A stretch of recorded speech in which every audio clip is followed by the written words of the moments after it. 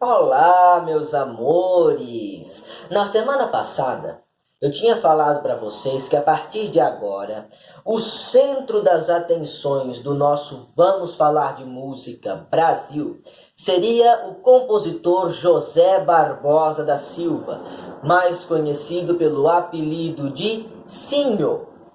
Porém, antes de trazer o senhor para a berlinda do nosso programa, eu ainda tenho uma modinha para trabalhar com vocês aqui hoje. Quando eu digo modinha, muitos de vocês podem pensar que se trata de uma música de TikTok, não é mesmo? Mas não tem nada a ver.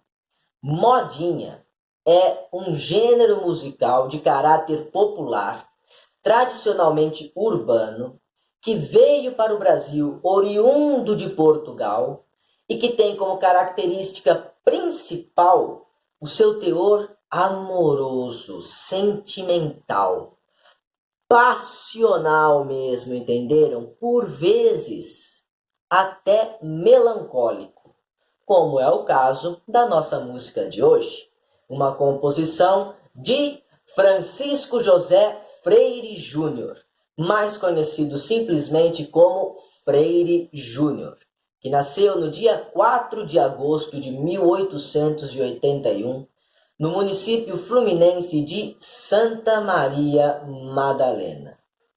Desde muito pequeno, desde sua mais tenra infância, Freire Júnior sempre foi completamente apaixonado por música e pelo teatro. Tanto é que sua estreia profissional como compositor se deu muito cedo, quando Freire Júnior tinha apenas 14 anos de idade, ou seja, em 1885. Ele compôs toda a trilha sonora da peça teatral O Primo da Califórnia, que estava sendo representada por um grupo teatral do bairro carioca de Santa Teresa, onde Freire Júnior cresceu durante a sua adolescência. E a partir daí, minha gente, ele nunca mais deixaria de compor para teatro. Olha, de 1885, na sua estreia, até sua morte em 1956, foram simplesmente 172 peças de teatro musicadas por Freire Júnior. Não é brincadeira, não. E querem saber de uma coisa? Vocês são capazes de adivinhar com quem foi que o nosso querido Freire Júnior trabalhou por mais de uma vez em peças de teatro? Com a nossa velha, conhecida e amiga Chiquinha Gonzaga. Sim, eles trabalharam juntos em diversas ocasiões. Inclusive, foi o Freire Júnior que deu a ideia para Chiquinha Gonzaga de ela fazer um curso para se tornar maestrina. Sabiam dessa? Não sabiam, né? Da mesma forma aqui, eu acredito que vocês não saibam que, embora fosse sua especialidade, Freire Júnior não compunha exclusivamente para teatro. Não. Algumas de suas músicas chegaram a ser gravadas, como por exemplo a sua primeira gravação, que é do ano de 1913, intitulada O Filho do Malaquias. Bem, a nossa música de hoje não é exceção à regra das obras de Freire Júnior. Nossa música de hoje fez parte, sim, de uma peça teatral, de uma burleta chamada A Flor do Lodo, que esteve em cartaz no ano de 1926. Nossa música de hoje é uma síntese da protagonista dessa peça, que no teatro era encenada pela atriz e cantora Alda Garrido. A personagem interpretada por Alda Garrido era conhecida nada mais, nada menos como o título da nossa música de hoje. Malandrinha. Vai malandra, eita louca, tô brincando com bumbum. Mas não é malandrinha no sentido sexual da palavra. Se vocês prestarem atenção na letra da música, vocês vão entender o que eu estou dizendo. O próprio refrão diz o seguinte: és malandrinha, não precisas trabalhar. Ou seja, trata-se de uma malandragem ligada com a boemia carioca do início do século passado, que trazia de fato esse desprezo pelo trabalho e esse prazer pela vida noturna, pela beberagem, né, etc, etc, por diversos aspectos que os setores conservadores da época chamavam de vadiagem. Então é malandrinha mais nesse sentido, e não no sentido sexual. Entenderam? A primeira gravação da Malandrinha aconteceu no ano de 1927, portanto, um ano depois da sua composição. O intérprete era Pedro Celestino, irmão mais novo do Vicente Celestino, como eu já cheguei a falar aqui para vocês algum tempo atrás. Infelizmente, eu não consegui detectar essa gravação original do Pedro Celestino para postar aqui para vocês. Fico devendo, mas essa não é tão importante assim, porque não fez tanto sucesso. Entendeu? A versão da Malandrinha que ia estourar de fato aconteceria no ano seguinte, 1928, numa gravação pelo futuro rei da voz, Francisco Alves. Minha gente, para vocês terem uma ideia, a gravação da Malandrinha do Francisco Alves fez tanto sucesso, mas tanto sucesso, que chegou a render uma nova temporada da burleta Flor do Lodo em 1928, com um título diferente, inclusive, com o título da música principal, A Malandrinha. Interessante, não? Para vocês verem como o Francisco Alves foi importante ao se tornar o intérprete oficial desta modinha, que ele chegou inclusive a regravar anos depois, em 1952. Inclusive, pouco tempo depois dessa sua regravação, Francisco Alves veio a falecer tragicamente num acidente de automóvel. 1952 foi o ano da morte do então já coroado rei da voz. Eu vou deixar para vocês aí na legenda do vídeo as duas gravações do Francisco Alves e vou deixar também, olhem só, uma gravação de Altemar Dutra. Sabe por quê? Eu explico por quê para vocês. Essa canção, Malandrinha, eu conheci recentemente. Sabe como? Escutando por acaso aqui no meu DVD de Londrina, um CD que eu trouxe de Jaú. Esse CD aqui, ó, O Essencial de Altemar Dutra. O número 6, né, a canção de número 6 deste CD é justamente A Malandrinha, que eu não conhecia, daí eu fui atrás, né, fui pesquisar para ver que música é essa. E descobri que, na verdade, essa canção, Malandrinha, não era originalmente do Altemar Dutra, mas sim do Freire Júnior, que foi gravada pelo Pedro Celestino e fez sucesso com o Francisco Alves. De qualquer forma, eu vou deixar para vocês aí na legenda do vídeo um link com a versão do Altemar Dutra. Afinal, foi por meio dela que eu cheguei a conhecer a nossa música de hoje. Sabe também quem era uma grande intérprete da Malandrinha? Simplesmente uma das grandes damas do humor brasileiro, conhecida pelos palavrões que ela soltava sem filtro nenhum.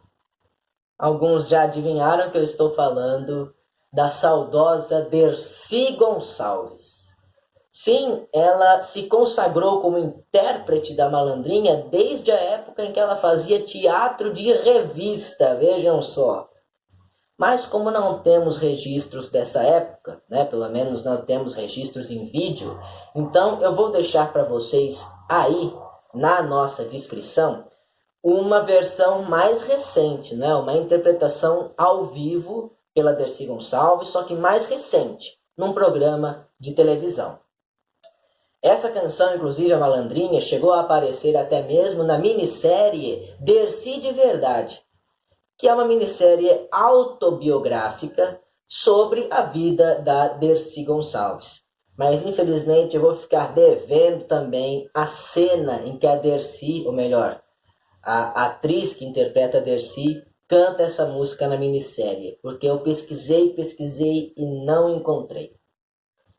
Bem, esses são os links que eu vou disponibilizar para vocês hoje, e eu vou aproveitar o tempinho que nos resta para falar um pouco sobre a vida do Francisco Alves, o rei da voz.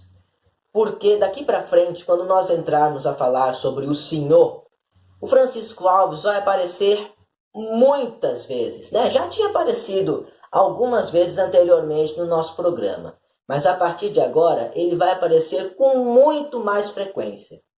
Então, para que vocês conheçam quem foi Francisco Alves, o rei da voz da nossa MPB, se preparem, porque lá vem o nosso Momento Biografia.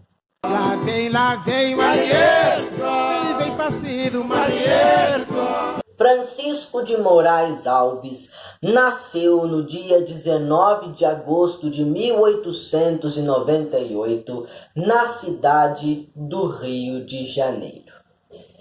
Filho de imigrantes portugueses, seu pai era dono de um bar na zona boêmia do Rio. Portanto, todos vocês podem deduzir que Francisco Alves cresceu em contato com esse meio da cultura popular, da música popular, do samba, da seresta, das modinhas, enfim. Desde sempre, Francisco Alves alimentava o sonho de ser artista, de ser cantor. Foi no bar de seu pai, convivendo com os clientes frequentadores, que ele aprendeu a tocar violão e viola, sendo que esta última seria o instrumento que o acompanharia por toda a sua vida e que, inclusive, lhe renderia o apelido carinhoso de Chico Viola. Porém, as responsabilidades da vida bateram cedo à porta de Francisco Alves. Ainda adolescente, ele teve que começar a trabalhar para complementar a renda de sua família. Inicialmente, ele era operário numa fábrica de chapéus, mas depois que atingiu a maioridade, ele se tornou motorista particular em casas de família. Ou, conforme se dizia no vocabulário da época, não é? Chofer. Chofer, uma palavra que vem do francês. Bem, mesmo assim, Francisco Alves sempre investiu no seu sonho de ser cantor. Até porque muitos diziam, né, sua família, seus amigos, os frequentadores do bar de seu pai, diziam que ele tinha uma ótima voz, né? De acordo com os padrões da época, que era um tipo vocal muito inspirado no bel canto e no canto lírico. Então, muitos diziam que ele tinha uma ótima voz, perfeita para se cantar. E, motivado por esses amigos, por esses conhecidos, Francisco Alves decidiu investir na sua carreira musical conforme ele podia, né? Começou modestamente, cantando em teatros, em bares, no circo, mas nada ainda em caráter profissional. Sua estreia como cantor profissional aconteceu quando o compositor Senhor, do qual nós vamos falar semana que vem, estendeu a mão para Francisco Alves e lhe deu sua primeira chance.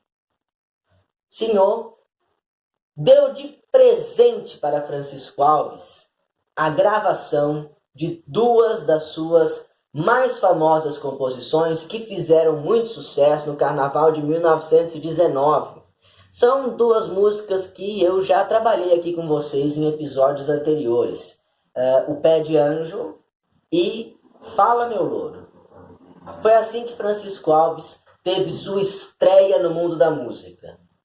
Mas, embora as canções tivessem feito muito sucesso, ele como intérprete ainda permanecia desconhecido. Foi apenas com o tempo, e o senhor teve participação muito importante nisso, né? O senhor continuou dando chances e mais chances para a carreira do Francisco Alves.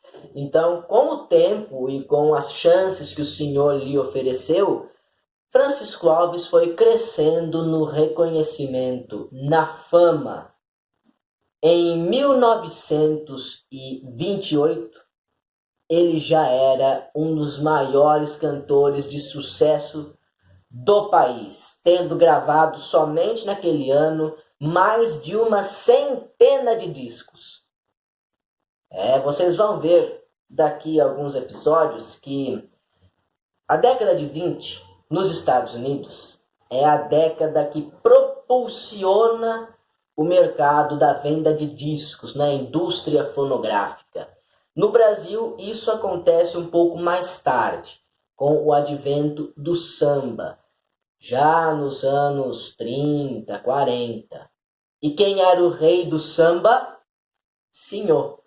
Uma vez que o senhor ofereceu tantas chances, tantas possibilidades ao Francisco Alves, ele logo se tornou um dos cantores mais comercializados do Brasil.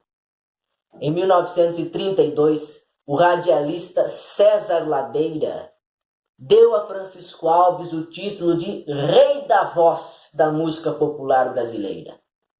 E de fato, eu acho que ninguém pode negar.